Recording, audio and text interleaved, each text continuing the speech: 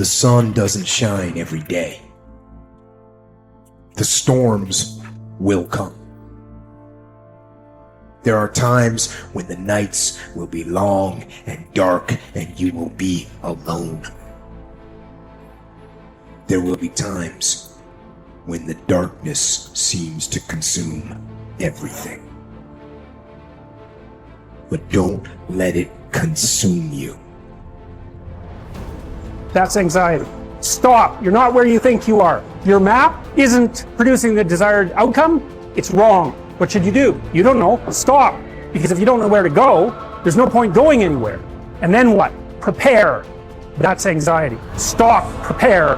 Well, people hate that because, well, for obvious reasons. Prepare. For what? Everything. Very, very demanding psychophysiologically. And that's also something that's really worth knowing. It's like anxiety isn't just a psychological state that's unpleasant. It's like you're revved up and you're burning resources like mad. And you're in a biochemical state such that's optimized for quick action, but that's toxic if you inhabit it for any length of time. So not knowing what to do, that is not good. And it isn't just that it makes you feel bad. It's you're running your machinery faster than you can replenish it. For some reason, there is this facade that life should be full of happiness and without its suffering, which actually makes us suffer even more. Because when we get sad or something bad happens, we do not only feel bad about the thing itself, but we also feel bad because our life is not the way it is supposed to be. Not realizing suffering and sadness is just a part of life, and they're inevitable. Unless you learn your lesson, it will keep hurting. Not only it will never stop, it will also keep increasing the amount, so you won't get used to it. And it doesn't matter how you get knocked down in life, because that's going to happen. All that matters is that you got to get up. You have to get up. Whatever experience you're having right now, it has not come to stay. It has come to pass. Sometimes you have to just back up and go within yourself and pray and meditate and recharge your batteries. Go away, clear your head, and then come back and look at it from a different vantage point. Don't operate while you are under the spell or the effect of what's going on. Don't allow your emotions to control you. We are emotional, but you want to begin to discipline your emotion. If you don't discipline and contain your emotions, they will use you. You don't have to force yourself or motivate yourself to think negatively, to be depressed, to beat yourself up over the head, to feel loaded with guilt. You don't have to make any effort to do that. Your mind is on automatic. It will do that by itself. But if you want to begin to move into your own personal greatness, you've got to be willing to go against the tide. You've got to be willing to harness your will and say, in spite of this, I'm in control here. I'm not going to let this get me down. I'm not going to let this destroy me. I'm coming back. The same situation can either be perceived as a lead ball chained to your feet or as wings growing out of your shoulder blades. How you interpret the challenge is crucial to your success of overcoming it. Ultimately, it's never the challenges that matter, but how you perceive them. If you work at that which is before you, following right reason seriously, vigorously, calmly, without allowing anything else to distract you, but keeping your divine part pure, as if you should be bound to give it back immediately. If you hold to this, expecting nothing, fearing nothing, but satisfied with your present activity according to nature, and with heroic truth in every word and sound which you utter, you will live happy. And there is no one who is able to prevent this.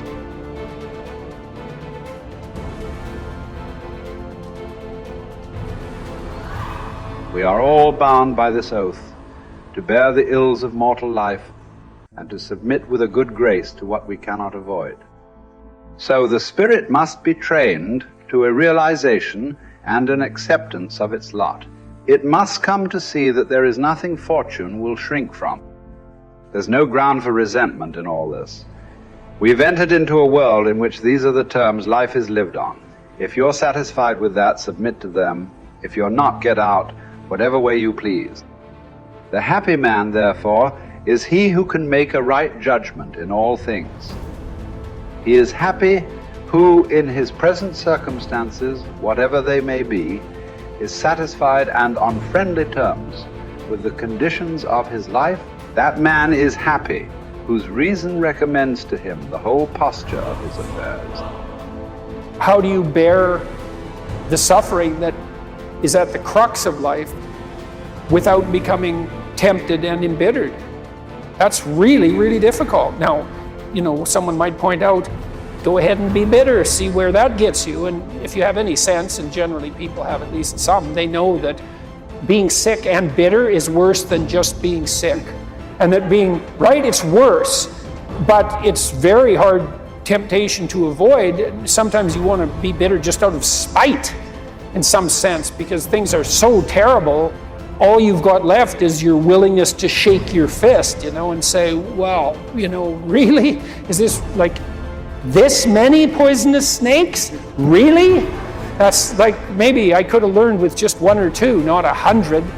And so, but we're all stuck with that. And I think we're stuck with it at every level of our life in some senses. How do we maintain a high order moral orientation in spite of suffering and malevolence? Do you think that the man has any thought of mending his ways who counts over his vices as if they were virtues? Therefore, as far as possible, prove yourself guilty, hunt up charges against yourself, play the part first of accuser, then of judge, last of intercessor. At times be harsh with yourself. Set yourself free for your own sake. Gather and save your time, which till lately has been forced from you or filched away, or has merely slipped from your hands. Make yourself believe the truth of my words, that certain moments are torn from us, that some are gently removed, and that others glide beyond our reach. The most disgraceful kind of loss, however, is that due to carelessness. Furthermore, if you will pay close heed to the problem, you will find that the largest portion of our life passes while we are doing ill, a goodly share while we are doing nothing, and the whole while we are doing that which is not to the purpose. What man can you show me who places any value on his time, who reckons the worth of each day, who understands that he is dying daily? For we are mistaken when we look forward to death. The major portion of death has already passed. Whatever years be behind us are in death's hands.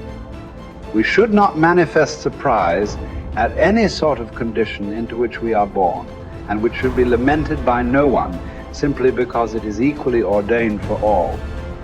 Yes, I say equally ordained, for a man might have experienced even that which he has escaped.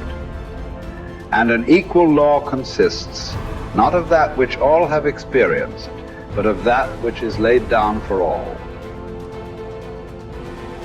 Be sure to prescribe for your mind this sense of equity.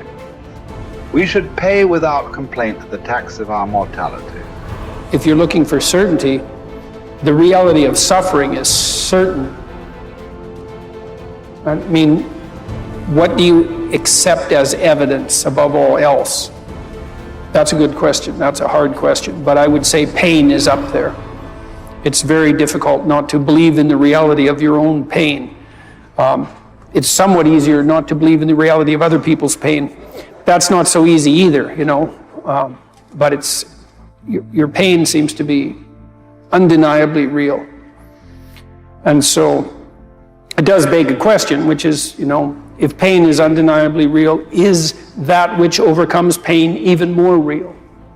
And I think that's, in some sense, that's the idea that lurks behind the idea of the resurrection.